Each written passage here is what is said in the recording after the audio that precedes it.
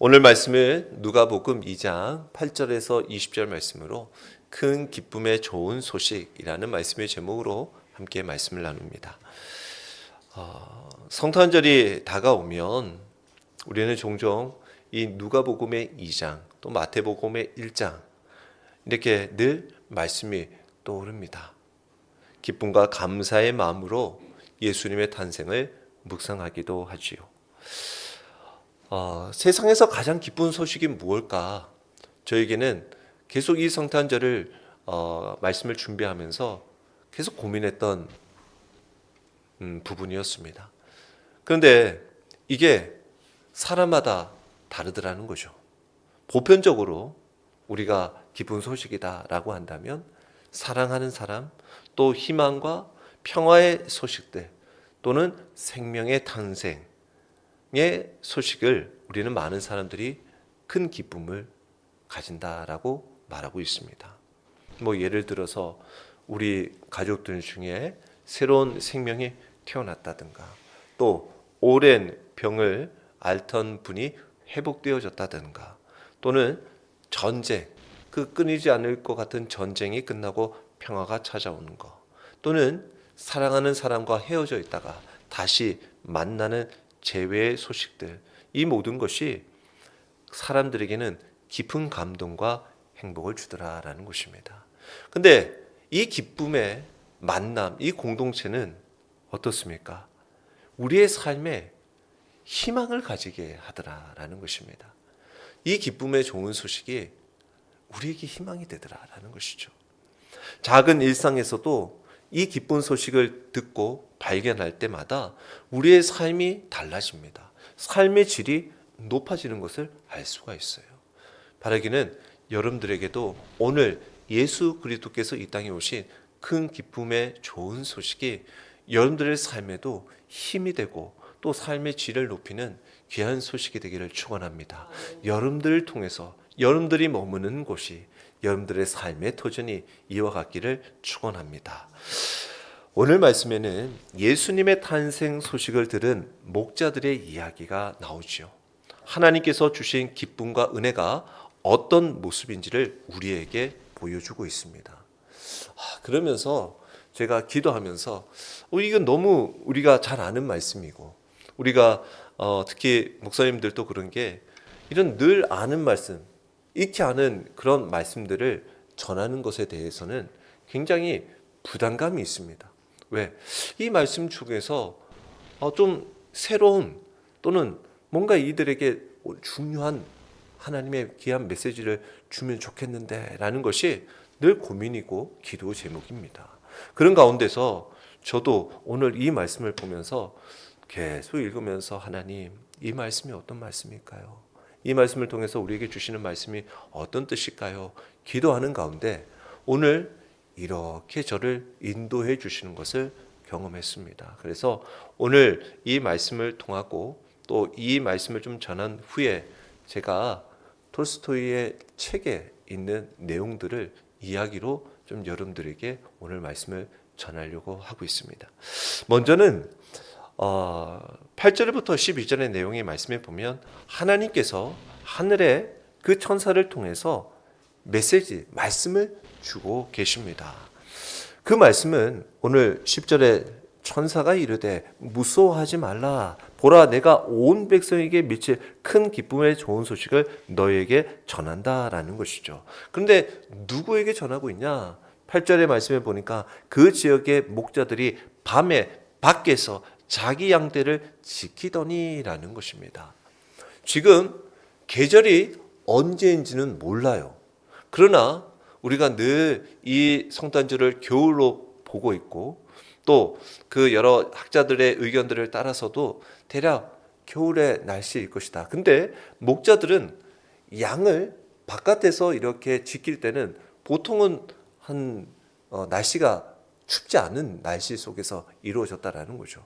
그렇지만 그래도 이 좀 추위가 있는 이 날씨에 이 목자들은 밖에서 들에서 밤에 자기 양떼를 지키고 있더라는 거죠.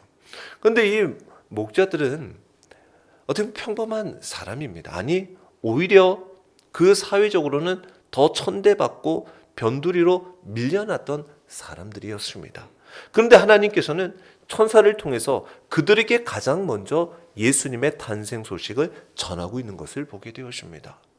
이는 하나님의 구원이 특정한 사람에게만 주어지는 것이 아니라 모든 사람, 특히 낮고 소외된 사람들, 어찌 보면 사람들이 천하다 무시하는 그런 사람들에게도 먼저 찾아와서 주님의 말씀을 주고 계신다라는 거예요. 이건 우리들의 마음만 보더라도 그래요. 여러분들이 주님을 만났을 때 여러분들의 마음이 어떠셨어요? 여러분들의 마음이 막 높아지고 교만할 때 만나셨어요? 겸손할 때, 내가 낮아질 때 비로소 주님을 만나셨습니까? 우리가 낮아지고 참 연약할 때, 누구도 돌아보지 않을 것 같은 그러한 시절에 비로소 주님을 만나게 되죠.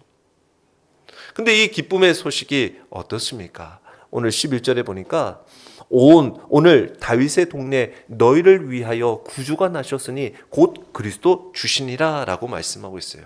하나님께서 약속하신 메시아 구주가 이 땅에 오셨다.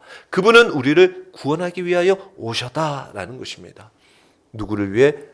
10절에 온 백성에게, 모든 백성에게.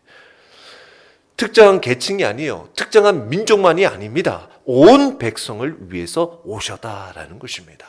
근데 이 오신 주님을 만나게 되는 표적이 있는데 그 표적이 무엇인가? 12절에 보니까 강보에 쌓여 구유에 누워 있는 아기라는 거예요. 이게 표적이라는 겁니다. 이게 표적이라는 거예요. 강보에 쌓였다.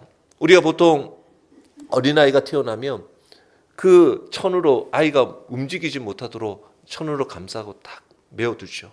그리고 어떡합니까? 따뜻하고 이 아이가 안전한 푸근한 곳에 딱 앉혀놓습니다. 근데 이 아기를 놓을 수 있는 그 푸근한 침대는 마련되어 있지 않았지만 그래도 그 아이를 놓을 수 있을 만한 모양의 크기가 비슷했던 곳이 주님은 이 구유, 말과 소의 먹이를 담아놓는 구유에 눕히게 되어졌다라는 것이죠. 이것은 예수 그리스도께서 겸손하고 낮은 모습으로 오셨다라는 것입니다. 그리고 이게 왜 목자들에게 표적이 되어졌나? 목자에게 찾아갈 수 있는, 목자가 편히 만날 수 있는 곳이 바로 말 구유에 누인 아기였다라는 거예요. 멋진 호텔, 멋진 왕궁에 있으면 목자가 거기에 들어갈 수가 없어요. 문전박대 받을 수밖에 없습니다. 목자가, 그 천한 목자가 주님 만나러 왔다고 하면 얼씬도 되지 말아라고 했을 것입니다. 그런데 말구이에 누인 아기 예수님은 누구도 찾아올 수 있는 주님이 되었어요. 주님을 만나는 자리가 그래요. 주님을 만나는 자리는 누가 특정한 사람들만 오는 것이 아니에요. 배운 사람, 돈이 있는 사람, 어떠한 명예가 있는 사람이 오는 것이 아니에요. 누구든 이 곳에 주님을 만나러 올 수 있다는 거예요. 주님은 그러한 자리를, 길을 열어놓으셨다라는 것입니다. 그래서 그러한 주님이 오셨을 때 그 하늘에 찬송이 있더라는 것입니다. 찬송이 있는데 13절 14절에 보니까 호련히 수많은 천군이 천사들과 함께 하나님을 찬송하여 이르되, 한번 생각해 보십시오. 한번 상상해 한번 해 보십시오. 여러분들이 한번 지금 수많은 천군이 막 천사들이 있는데 거기에 막 확 모여가지고 하나님을 찬송하는 거예요. 그러면서 그 소리가 어떤 소리인가 보았더니 지극히 높은 곳에서는 하나님께 영광이요 땅에서는 하나님이 기뻐하신 사람들 중에 평화로다라고 선포하고 있는 거예요. 천사들은 예수님의 탄생, 이 큰 기쁨의 좋은 소식을 선언하면서 이 기쁨, 이 큰 기쁨이 모든 백성에게 미칠 것을 말하면서 이 예수님께서 하나님과 인간 사이의 평화를 이루기 위해 오셨고, 예수님의 탄생은 우리가 하나님과 화목하는 길이 열려졌다라는 것인데, 이 하나님께 영광 돌린다라는 것은 바로 예수님의 탄생은 하나님의 구원의 계획대로, 약속대로 이루어진 말씀이다라는 것. 그래서 하나님께서 그 말씀대로 이루셨군요. 하나님 영광 받아 주옵소서. 그래서 하나님께서는 그분의 사랑과 신실하심을 그 말씀을 통해서 보여주고 계시고, 땅에서는 평화, 예수님은 하나님과 사람의 사이에 화목을 이루시는 분이다라는 것이죠. 우리가 하나님께로 도달할 수 있는 방법이 없어요. 사람이 아무리 우리가 착한 선을 행한들, 많은 지식을 얻는들, 철학을 공부하고 많은 돈을 얻고 높은 그 경지에 오르러도 하나님께 다다를 수가 없는 거예요. 그런데 그 죄로 인하여 떨어져 있던 그 하나님과의 간격된 이 간격, 이거를 하나님, 주님께서 메워주셨다라는 거죠. 친히 하나님께서 인간의 몸으로 이 땅에 오심으로 주님이 이 일들을 이루어 주셨다라는 것입니다. 그런데 이 평화는 단순한 우리 감정의 평온을 말하는 것이 아니라 하나님과의 관계를 통한 영원한 평화, 생명을 말하는 거예요. 우리가 예수님을 믿음으로 말미암아 이 땅에서 오늘 좋네, 오늘 뭐 성탄절 예배 한번 드리니까 기분이 좋구나 하는 것에서 그치는 것이 아니라 주님을 만남으로 말미암아 우리에게 영원한 생명, 그 평화를 주셨다라는 것에 우리는 소망 가운데 살아가는 거예요. 그래서 예수님은 우리의 삶의 기쁨과 평화를 가져다 주시며 우리는 그 기쁨을 누릴 뿐만 아니라 우리의 삶을 통해서 다른 사람들에게도 이 평화를 나누는 사명을 또한 부여받았다라는 것입니다. 그래서 이 소식을 전해받고 이 광경의 이야기들을, 천사들의 찬양을 들었던 목자들이 반응합니다. 이 이야기를 들은 목자들이 반응을 하게 되어져요. 큰 기쁜 좋은 소식을 들었던 이 목자들의 반응이 일어납니다. 15절에 천사들이 떠나 하늘로 올라가니 목자가 서로 말하되 이제 베들레헴으로 가서 주께서 우리에게 알리신 바 이 이루어진 일을 보자 하고 라고 말하고 있어요. 이 목자들은 놀고 있었던 것이 아닙니다. 할 일이 없어서 예수님을 보러 가자고 한 것이 아니에요. 우리가 8절의 말씀에도 보듯이 밖에서 자기 양떼를 지키고 있었다라는 것입니다. 자기 일을 잘하고 있던 자였어요. 어찌 보면 그 일을 사랑하고 충성하고 있었기 때문에 하나님은 그 어떻게 보면 천하다고 하는, 사람들이 인정하지 않는 그 일을 감당하고 있는 자에게도, 열정 있는 자에게도 하나님께서 찾아가 주셨다라는 거죠. 그리고 이 목자는 과감하게 지금 자기의 양떼를 지키는 것을 잠시 내려놓고 예수님을 만나러 가는데 달려갔다라는 거죠. 우선순위가 바뀌게 됩니다. 그리고 그 목자가 어떻게 주님을 바라보게 되어져요. 주님을 만나고자 하는 갈망이 생기게 되어집니다. 그리고 천사들이 말한 이 이야기들을 전해야 함에 대한 믿음의 순종이 일어나게 되어집니다. 그래서 가자, 이 이루어진 일을 한번 보자라고 베들레헴으로 가게 됩니다. 그들은 믿음으로 순종하여 예수님을 찾습니다. 이 목자들의 행동은 하나님의 말씀을 듣는 자들이 어떻게 해야 되나, 신속하게 반응해야 한다는 것을 알려주죠. 하나님의 말씀을 들을 때는 지체하지 않아야 합니다. 우리에게 감동 주셨을 때 우리는 순종해야 합니다. 믿음으로 나가야 돼요. 그것이 우리에게는 힘이 되고 도전이 됩니다. 보고 천사가 자기에게 이 아기에 대하여 말한 것을 전하더라 17절에 말씀하고 있어요. 목자들은 예수님을 찾아갑니다. 16절에 보니까 빨리 가서 마리아와 요셉과 구유에 누인 아기를 찾아서라고 되어 있죠. 표적, 구유에 누인 아기를 찾는 거죠. 거기에 찾았더니 거기 구유에 누인 아기가 있는 거예요. 딱 예수님만 거기 구유에 누워 있는 거예요. 왜? 정상적인 환경이라고 한다면 구유에 누일 부모가 어디 있겠습니까?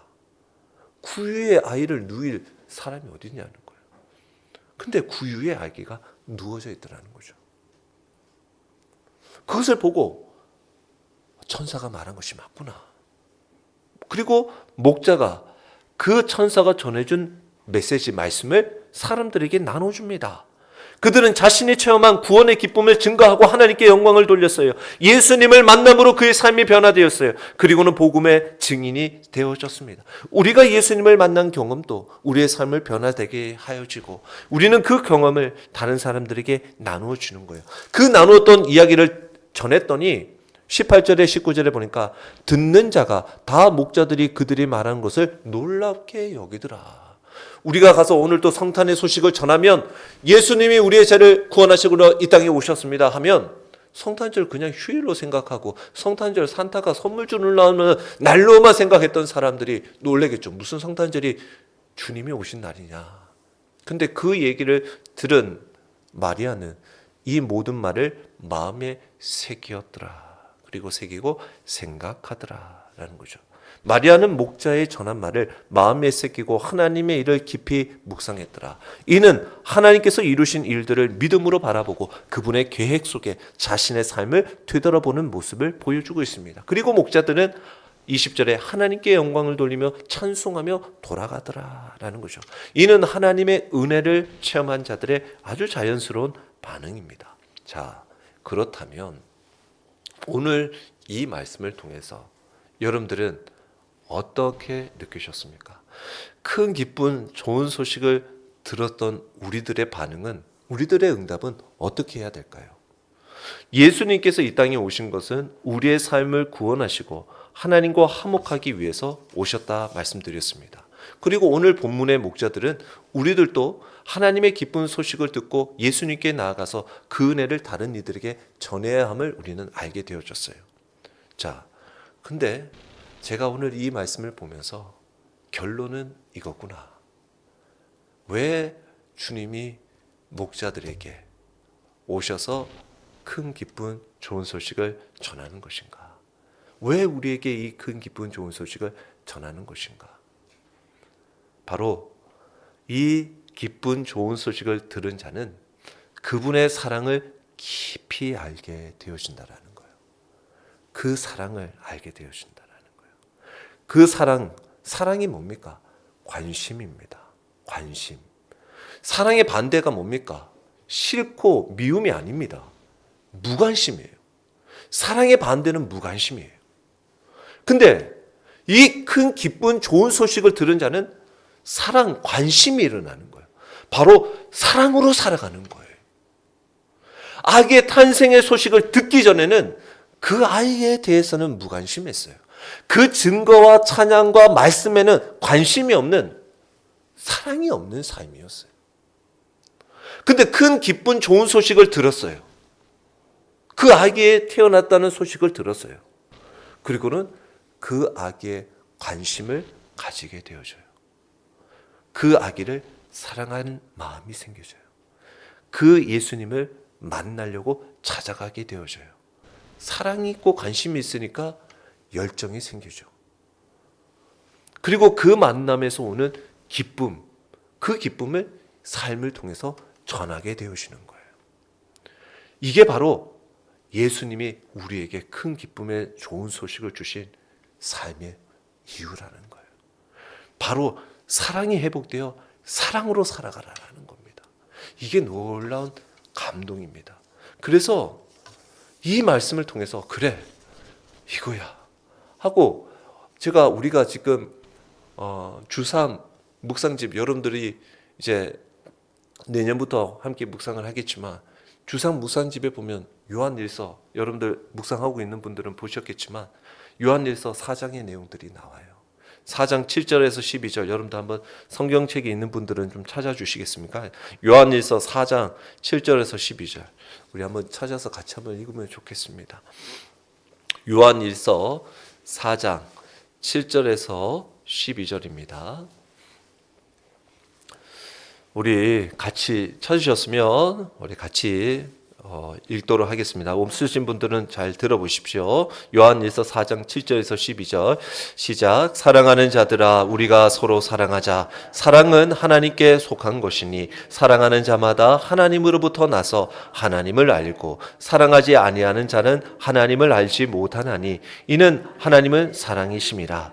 하나님의 사랑이 우리에게 이렇게 나타난 바 되었으니 하나님이 자기의 독생자를 세상에 보내심은 그로 말미암아 우리를 살리려 하심이라.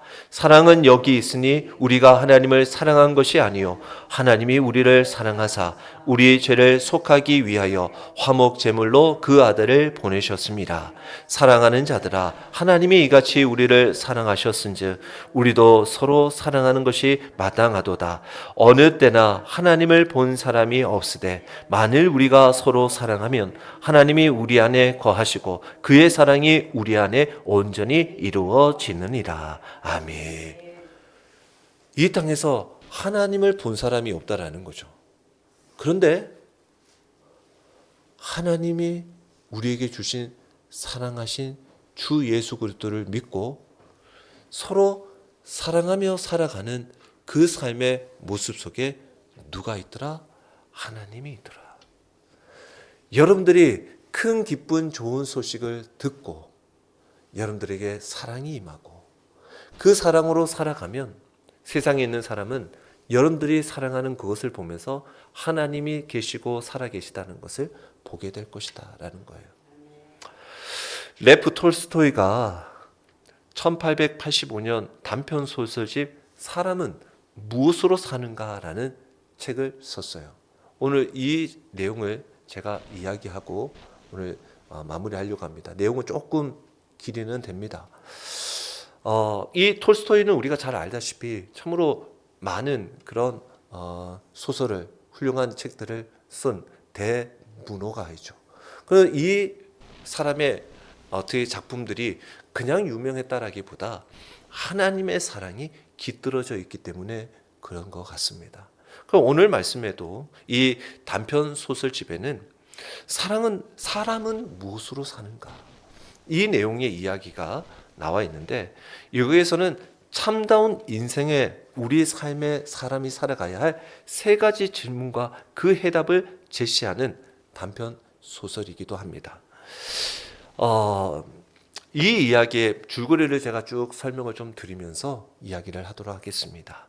이 소설에는 세 명의 주요 등장인물이 등장하는데 가난한 구두 수송공 시몬이 나옵니다.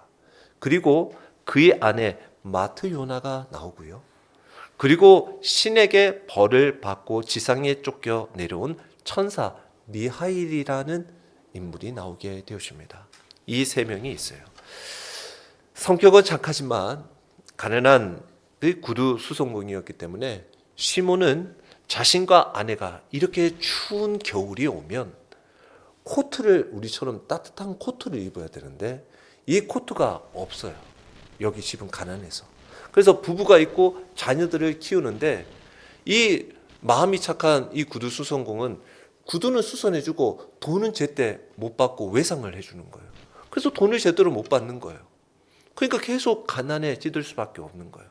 근데도 이 겨울에 외투도 한 벌밖에 없어요. 그것도 낡고 낮은 외투를.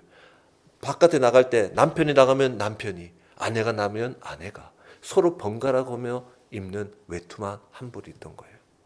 그러기에 이제 아내가 조그만 돈을 주면서 이제 이번에 가서 외상값 좀 받아가지고 그 외상값 가지고 양가죽을 좀 사오시오. 그래서 우리 가죽 코트를 입어 이번 겨울을 합시다 라고 이 구두수송공을 보냅니다. 그래서 보냈더니 이 가난한 삶의 모습은 이 구두수송공에만 미치지 않았어요. 모든 사람들이 다 어려웠어요. 농부들도 어려웠어요. 내가 안 갚으려는 것이 아니요, 참으로 지금 형편이 이렇소, 내가 가진 것이 이것뿐이요 라고 돈을 주는데 몇 푼 주지를 않는 거예요. 그러니까 이 착한 구두수송공은 억지로 때를 쓰면서 달라고 할 수가 없어요. 그리고는 몇 안 되는 푼돈을 받아옵니다. 그리고는 이걸로 어떻게 양가죽을 사겠어? 홧김에 보드카를 사서 술을 마셔버립니다. 그리고는 술이 취한 채 이제 집으로 돌아가려고 투벅투벅 걸어가고 있었어요. 그런데 길 모퉁이에 교회 앞을 지나가는데 뭔가 하얀 물체가 보이는 거예요. 술이 취해서 눈이 잘 보이지가 않고 어두컴컴해지니까. 근데 이 하얀 물체가 뭐지 하고 그냥 신경 쓰지 않고 지나가는데, 지나가다 보니까 뭔가 사람의 형체를 가지고 있는 것 같아요. 그리고는 그냥 그래도 나도 돈도 없고 가난하고 지금 돈도 없이 나도 억울하고 양가죽도 못 샀는데 이런 사람 내가 거들떠 볼 수도 없어 하고 지나갑니다. 근데 지나가다가 몇 걸음 지나가다가 마음에 양심에 가책이 옵니다. 내가 그래 참 이 불쌍한 사람을 외면하고 사랑하는 내 모습이 부끄러워집니다. 그리고는 발길을 돌려요. 발길을 돌려서 그 헐벗은 사람에게 찾아갑니다. 그리고는 그 이방인에게 자신 그 낡은 아내와 번갈아가 입던 외투를 벗어 그 헐벗은 나그네에게 덮어줍니다. 그리고는 왜 이렇게 있으시오? 라고 이 이방인에게 묻습니다. 그러자 이 이방인이 신이 내게 벌을 내렸다라는 말밖에 드릴 말씀이 없습니다. 라고 얘기를 합니다. 그러자 집에 이 나그네를 외투를 입혀서 옷을 입혀 따뜻하게 하여 이 나그네를 데리고 옵니다. 그리고는 아내는 기다리고 있었습니다. 이제 양가죽 사오겠지. 이제 양가죽 사오면 이제 올 겨울에는 이 따뜻한 이 양가죽으로 코트 만들어서 입을 기대감으로 기다리고 있었어요. 그러나 이 남편이 들어왔는데 탁 들어오자마자 술이 취해가지고 술 냄새에다가 거기에다가 또 반갑지 않은 이상한 낯선 사람까지, 그것도 자기 둘만 입는 그 낡은 코트를 입은 채 그 나그네를 데리고 옵니다. 남편이 곱게 보이지가 않는 거예요. 너무나 화가 났어요. 그리고는 막 따져 묻습니다. 악을 냅니다. 왜 그랬어요? 왜 이렇게 양가죽이 안 가져왔어요? 그리고 이 나그네는 뭐냐고 막 따져 묻습니다. 나그네도 이 이방인도 참 낯이 뜨거워질 것 같았습니다. 그런데 이 남편이 참 뻔뻔스럽게도 이 지금 밥을 안 먹고 왔으니 밥상 차려오라 라고 얘기를 하는 거예요. 밥 좀 달라는 거예요.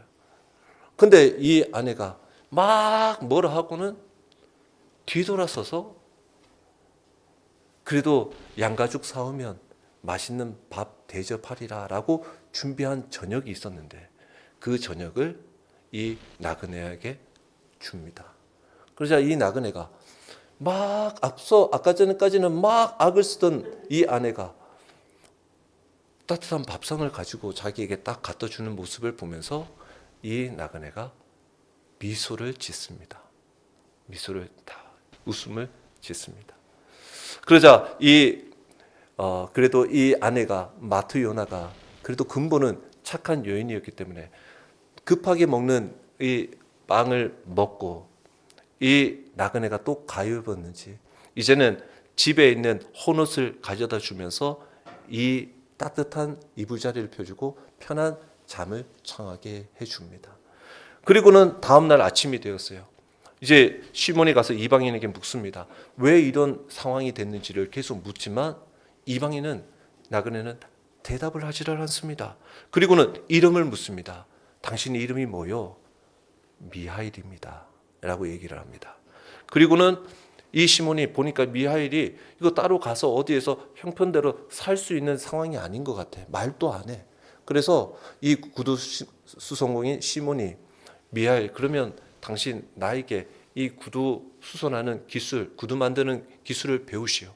그러면 여기서 밥 먹고 재워줄 테니 같이 지냅시다 라고 권합니다. 그러자 미하일은 같이 지내게 됩니다.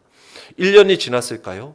이 미하일이 시몬한테 구두 수선을 배우고 이거 만드는 일을 이전에도 배우지도 않았는데 이걸 시몬보다 더 잘 만들게 되어지는 거예요. 이 손에 아주 뛰어난 실력이, 아주 뛰어난 솜씨를 보았습니다. 청출어람이었죠. 구두를 잘 만드는 소문이 근래 이 근방의 동네에 소문이 나게 되어집니다. 그러자 사람들이 많이 모이게 되어져요. 구두 만들려고 많은 사람들이 옵니다. 그러자 이 미하일로 인해서 짧은 시간에 돈을 꽤 벌게 되어졌던 거죠. 그리고 어느 시간이 지났을까요? 돈 많은 귀족 한 사람이 찾아옵니다. 고급 가죽을 가지고 자기가 가지고 있는 가죽을 가지고 이 구두방에 옵니다. 그리고는 이 귀한 가죽 아시오? 보셨어? 그러니까 이 시몬이 이런 가죽은 보지도 못했습니다. 이 가죽으로 신발을 하나 만들어 주시오. 그리고는 이 신발을 만들 때 1년을 신어도 실밥이 터지지 않는 튼튼한 구두로 만들어 주시오. 라고 거드름을 피우는 거예요. 거드름을. 그러면서 만약 구두를 잘못 만들어서 이 구두가 만약에 실밥이 터지기라도 한다면 당신을 내가 잡아가겠소. 라고 윽박을 지르게 되었습니다. 그러자 시몬이 기분 좋게 주문은 받았지만 이거 주문을 받아야 되나 말아야 되나 정정긍긍하고 있으니까 옆에 있는 미하일이 귀족의 어깨 너머를 보면서 잠시 미소를 두 번째 짓습니다. 미소를 지어요. 그리고는 귀족이 준 그 가죽을 맡아라고 권해줍니다. 그리고는 그것을 맡았습니다. 그리고는 시몬이 자기가 얼마든지 만들 수도 있지만 시몬의 입장에서는 이제 1년도 됐고 미하일이 자기보다도 더 잘한 것 같으니 이번에 이걸 미하일에게 맡겨버리라 라고 미하일에게 이 가죽을 고급 가죽을 맡겨줍니다. 그러자 미하일이 딱 만들어서 귀족이 준 가죽으로 쫙쫙쫙쫙 만드는데 옆에서 아내 마트요나가 딱 보니까 옆에서 자기는 이 구두를 만들지는 못해봤지만 남편이 만드는 것들 넌지시 봐서 어떻게 만드는지는 대충은 알고 있는데 보니까 이 미하일이 구두를 만드는 것 같지가 않는 거예요. 뭐지? 왜 구두를 안 만들지? 무슨 일일까? 라고 얘기를 생각하고 있었습니다. 그런데 여차여차 만들고 보니까 진짜 구두를 만들지 않고 슬리퍼를 만들고 있는 겁니다. 구두를 만들지 않고 이 가죽으로 고급 가죽으로 슬리퍼를 만들고 있는 거예요. 그러자 시몬이 미하일에게 꾸중합니다. 아니 미하일 이게 무슨 일이요?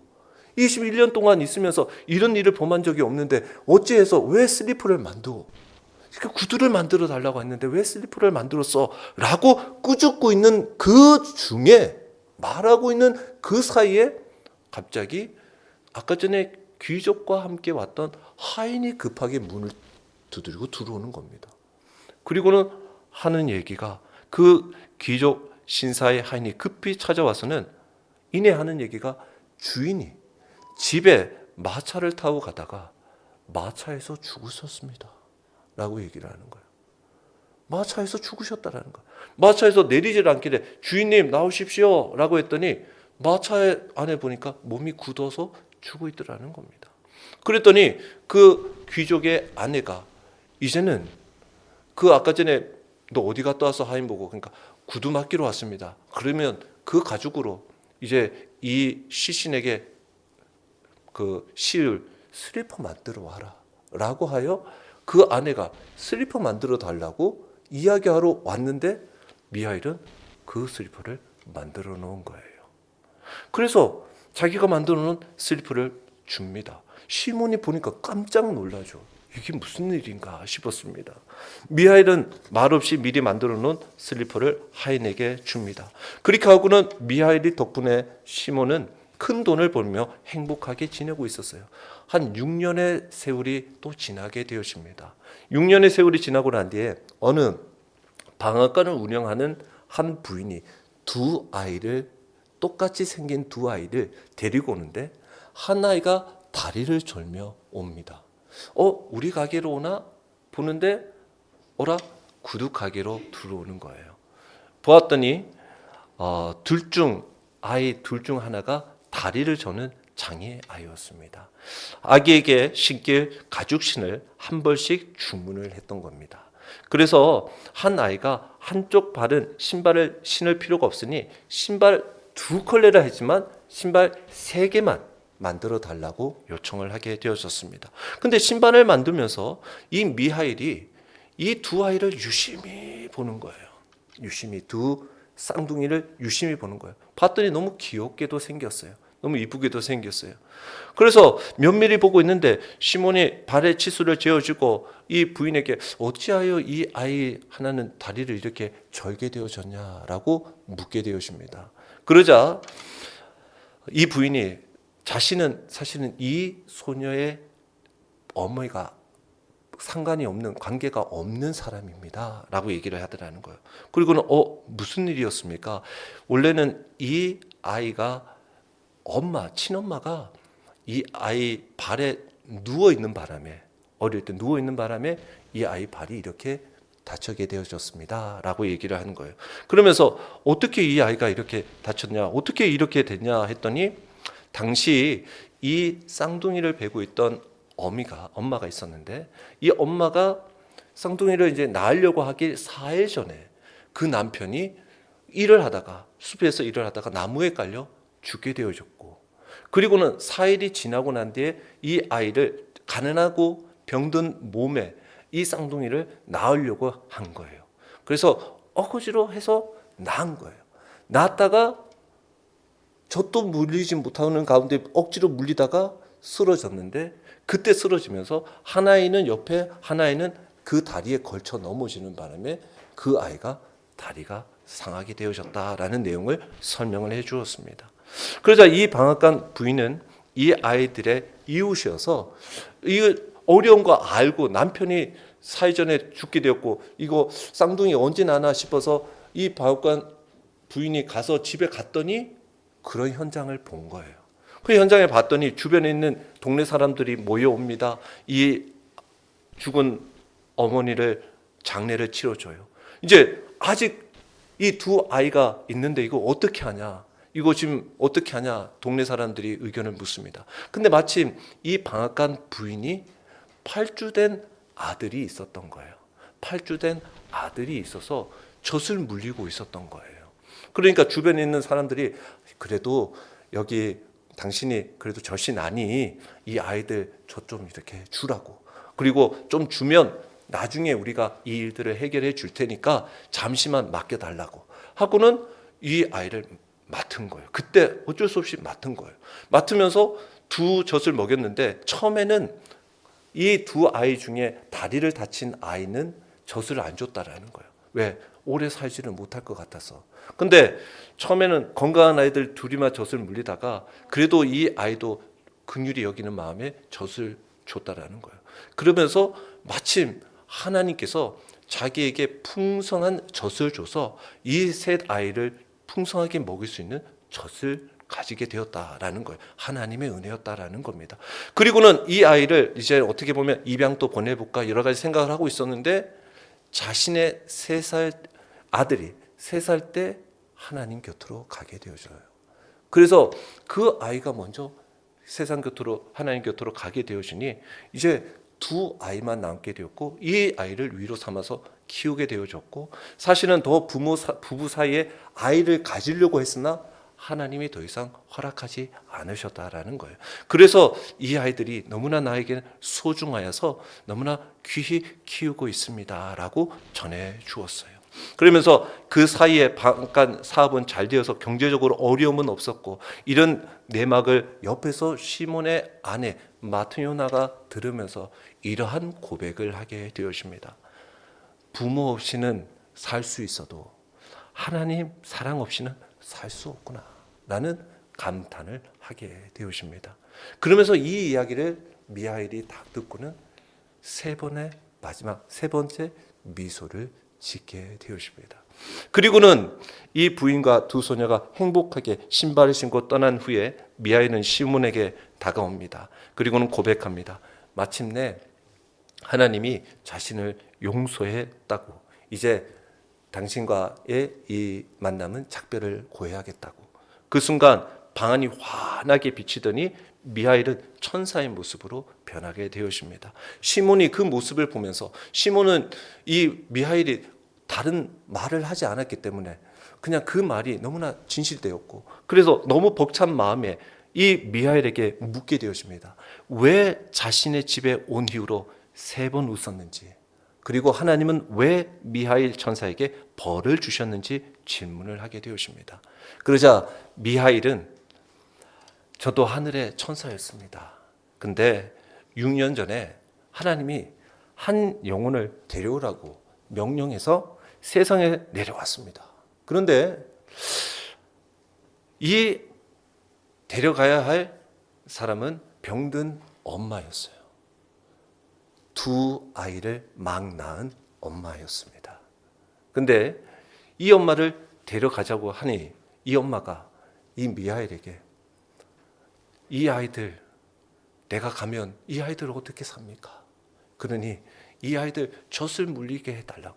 그래서 내가 병들고 지금 하나님 곁에 가야 되는 게 맞으나 가난하고 그래도 나를 살려달라고. 그래서 이 미하엘이 이 여자의 요청을 듣고 하나님의 말씀에 순종하지 못하였다라는 거예요. 그래서 하나님께서는 너가 왜 하나님의 말씀을 듣지 않았어? 라고 그 말씀을 어긴 것에 대해서 세 가지 질문에 대해서 네가 인간의 세상에서 살면서 답을 얻어와라 라고 한 것이 바로 이 이야기였어요. 그래서 다시 말해서 하나님은 미하엘에게 아기 엄마의 영혼을 데려오면 사람들의 마음속에 무엇이 있고 그리고 사람에게 주어지지 않은 것이 무엇이며 사람은 무엇으로 사는지 이 세 가지 질문의 뜻을 알게 될 것이다. 그것을 알게 될 때 알게 될 때까지 사람들에게 가 있으라라고 해서 미하엘이 온 거예요. 그래서 미하엘에게 다시 던진 세 가지 질문을 다시 정리하자면 사람의 마음속에 무엇이 있나? 그리고 사람에게 주어지지 않은 것이 무엇인가? 사람에게. 그리고 사람은 무엇으로 사는가? 톨스토이는 이 천사 미하일을 통해서 하나님의 살아계심 존재와 그리고 인간의 유한함 그리고 사람이 살아가면서 최우선적으로 지켜야 할 덕목을 우리에게 말해주고 있는 거예요. 뭐냐면 사람의 마음속에는 무엇이 있는가? 질문에 추위에 떨던 천사 미하일을 그냥 거들떠 보지 않고 처음에는 지나가던 시몬이 지나가다가 양심에 찔려서 다시 돌아와 자신의 외투를 벗어 그 자신의 미하일을 입혀 돌아왔더니 돌아온 그 나그네를 보고 처음에는 마트요나가 막 뭐라 하다가 뒤돌아서서는 따뜻한 밥상을 챙겨오는 그 사랑을 보면서 아하, 사람들의 마음에는 하나님의 사랑이 있구나. 사람의 마음에는 하나님의 사랑이 있구나. 라는 것을 깨달았다라는 거예요. 그래서 그 시몬의 아내 마트요나가 밥상을 챙겨올 때 미소를 한번 지었다라는 거예요. 그리고는 사람에게 주어지지 않는 것이 무엇인가라는 것에는 두 가지 의미가 있는데 하나는 사람에겐 삶의 시간을 정할 능력이 없다라는 거예요. 삶을 결정할 시간의 능력이 없다라는 거예요. 특히 부유한 인간일수록 사람일수록 마치 자기가 무한한 삶을 살아갈 수 있을 것처럼 생각한다라는 거죠. 탐욕의 이 오만함이 영원할 걸로 생각한다라는 것입니다. 그래서 아무렇게나 말하고 아무렇게나 행동한다라는 거예요. 근데 삶과 죽음은 그가 선택할 수 있는 그가 결코 주어지지 않는 영역이더라. 또 하나는 결코 사람에게 우리에게 필요한 것이 무엇인지를 지각할 능력을 갖추지 못했다라는 거죠. 내가 무엇이 필요한지를 사람들이 알지 못한다라는 거예요. 정작 나에게 정말 필요한 것이 무엇인지를 모르며 살아간다라는 거예요. 사람들이 이것을 알면은 절대로 거짓말하거나 탐욕과 시기와 살인과 사기와 도둑질을 하지 않을 텐데 이걸 모른다라는 거예요. 왜? 바로 그가 죽을지도 모르는 것도 모르고 작은 결점 없는 완벽한 구두를 주문하고 있는 그 오만한 귀족의 신사의 모습을 보면서 인간이 스스로 무엇이 필요한지 그 자신의 시간표가 어떻게 굴러가는지를 결코 알 수 없다라는 것이 우리에게 전해지고 있다는 거예요. 그 오만이 방자했던 그 귀족의 모습을 통해 그 귀족의 죽음을 통해 그리고 마지막으로 사람은 무엇으로 사는가? 이 질문에 톨스토이가 이 단편 소설에서 말하고자 하는 심장과 같은 메시지가 숨쉬고 있는데 바로 엄마를 잃은 아이를 사랑으로 키우는 이 방앗간 집 부인의 이 모습을 통해 톨스토이는 책의 제목에 사람은 무엇으로 사는가? 사람은 사랑으로 산다. 사람은 사랑으로 산다라는 거예요. 온갖 위선과 이기심과 시기심과 탐욕으로 얼룩진 세상 속에 다른 사람은 나를 비방하고 나를 공격하고 나를 미워할지 몰라도 나는 그들과 똑같이 대하는 것이 아니라 나는 사랑으로 살아간다. 톨스토이가 던진 이 평범하면서 어떻게 보면 잊고 지내기 쉬운 삶.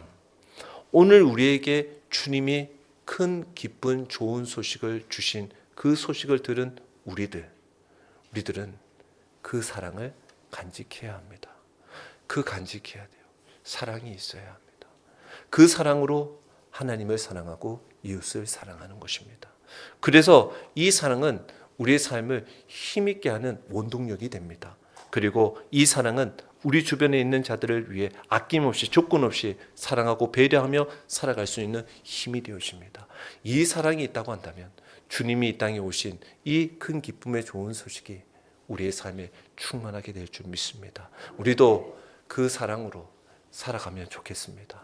오늘도 우리는 그 사랑으로 안에 서로를 사랑하며 살아가십시다.